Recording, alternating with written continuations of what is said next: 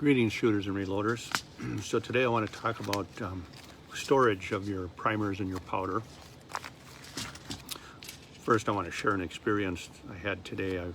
I went to the store to buy some primers and bought 1,000 of them, or at least I thought I was getting 1,000. Turns out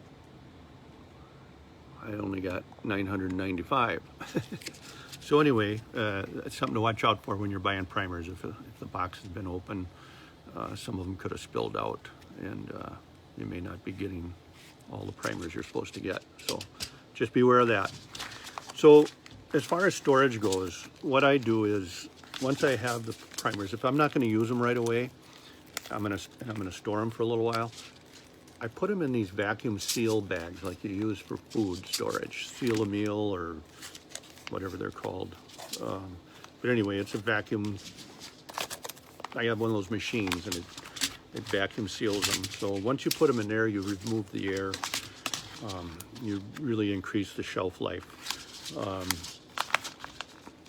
What kills primers is extreme temperatures, hot or cold, moisture, and UV light.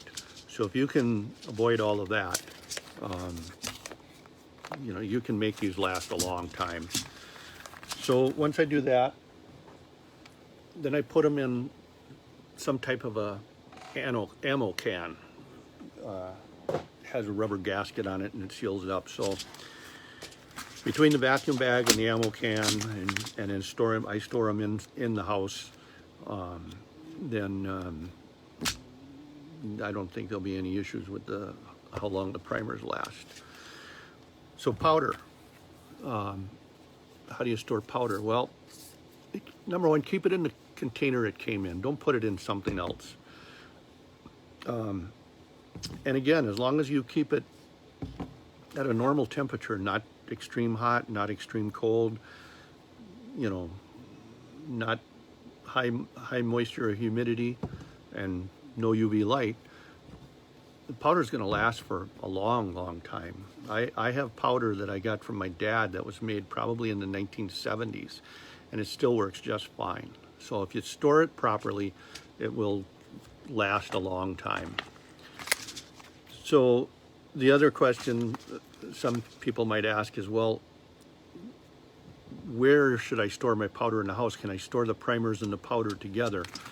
And I know I've heard a lot of people say, well, you shouldn't store them together, powders and primer.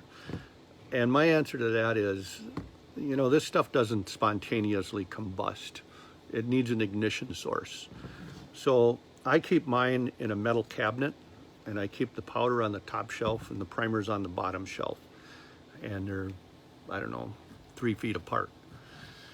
And as long as there's no ignition source, nothing's going to happen. Somebody would have to go in there with a hammer to start pounding on the primers. Primers require a force, a strike of some kind to ignite them. And the powder, of course, requires some kind of a spark or a flash or a flame. So they don't spontaneously combust. So storing them together, in my opinion anyway, is not an issue. Just make sure that there's no ignition sources nearby. That's the only thing. So that's all for now. So until next time, shoot straight, keep your powder dry, and I'll see you on the range.